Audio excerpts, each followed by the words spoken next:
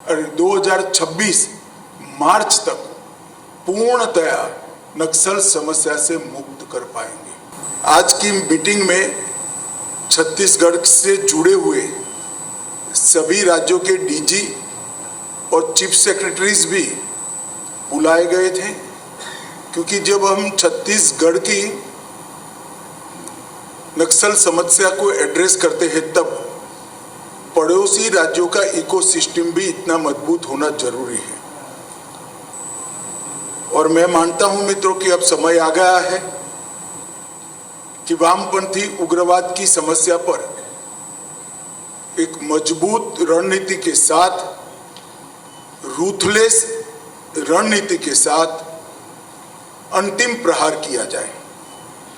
और आज की मीटिंग में गृह विभाग के मेरे साथी नित्यानंद जी, मुख्यमंत्री जी, उप मुख्यमंत्री जी, गृह सचिव, डीआईबी और भारत सरकार के सभी सीएपीएफ के डीजी उपस्थित थे। हम सबका मानना है कि वामपंथी उग्रवाद हमारे देश की लोकतांत्रिक व्यवस्था के लिए सबसे बड़ी चैलेंज है। विगत 4 दशक में वामपंथी उग्रवाद के कारण करीब 17,000 लोगों की जान गई है। 17,000 लोग, चाहे वो नक्सल आंदोलन से जुड़े हुए युवा हो, चाहे सीएपीएफ के जवान हो, चाहे आम नागरिक हो, 17,000 लोगों का जान इस समस्या के कारण गया है। जब से केंद्र में नरेंद्र मोदी जी के नेतृत्व में भारतीय जनता पार्टी की सरकार बनी, इस समस्या को चैलेंज के रूप में स्वीकार किया गया, दोनों दृष्टि से। एक तो जिनके हाथ में हथियार है उनको हथियार छुड़ाने का प्रयास करना, और नहीं छोड़ते हैं तो उनको एंगेज करना। और दूसरा, एक क्षेत्र में विकास का जो अभाव दिखाई पड़ता था, व्यक्तिगत विकास, गांव का विकास और क्षेत्र के विकास, ये 3 लिंब में ये पूरे क्षेत्र को विकास की दिशा में पूरे देश के अनुरूप एक स्तर पर लाना। और दोनों क्षेत्रों में, दोनों परिस्थितियों में बहुत अच्छा डेवलपमेंट हुआ है। मैं डिटेल आपको बाद में बताता हूं, परंतु आज भारत सरकार बस्तर से बीजापुर और दंतेवाड़ा से लेकर धमतरी तक पूरे क्षेत्र के विकास के लिए कटिबद्ध है और उसको वामपंथी उग्रवाद से मुक्त कराने के लिए भी कटिबद्ध है।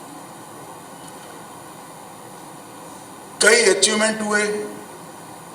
2022 में एक साल ऐसा आया कि जिसमें 4 दशक में पहली बार मृत्यु की संख्या 100 से नीचे गई।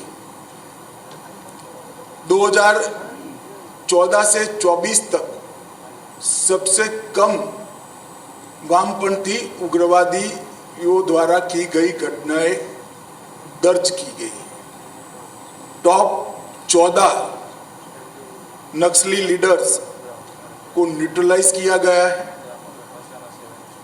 इसके अलावा हमने वामपंथी उग्रवाद की जगह, इसकी विचारधारा की जगह विकास का विश्वास लोगों में जनरेट करने में भी हमने सफलता प्राप्त की है। हमने 2 उद्देश्यों से काम किया। पहला, नक्सल प्रभावित क्षेत्रों में रूल ऑफ लॉ एस्टैब्लिश करने के लिए प्रयास करना, और दूसरा, जो विनाश सर्जित हुआ था, इसके कारण सर्जित हुई विकास की खाई को भरकर विकसित क्षेत्र बनाना। और मुझे हर्ष है कि कई एरिया, कई राज्य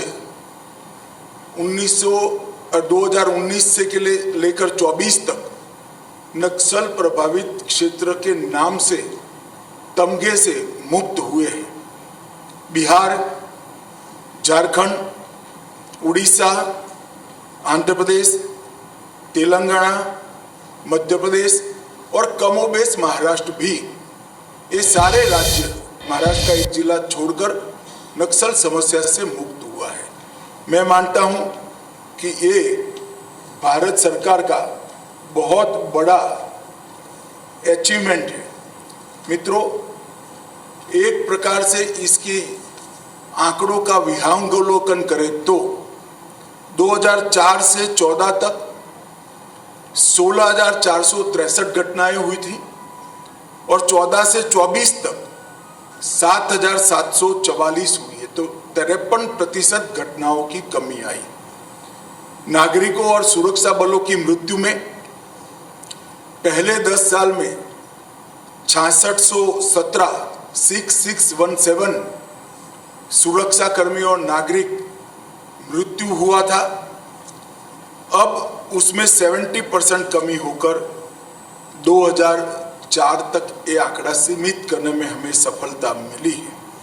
इसी तरह से सुरक्षा बलों की मृत्यु में 73% की कमी और नागरिकों की मृत्यु में 69% की कमी आई है। मुझे विश्वास है कि हमारी लड़ाई अंतिम चरण में पहुंची है और हम देश को 2026 मार्च तक पूर्णतया नक्सल समस्या से मुक्त कर पाएंगे। मित्रों, हिंसा के रिपोर्ट करने वाले जिले 2010 में 96 थे, 11 जिले नए बने, तो एक प्रकार से 107 जिले थे। उससे कम होकर अब 42 तक सिमट गए। थानों की संख्या 456 थी, 456। 100 थाने नए सृजित हुए, तो 565 में से अब थानों की संख्या 171 तक सीमित हुई।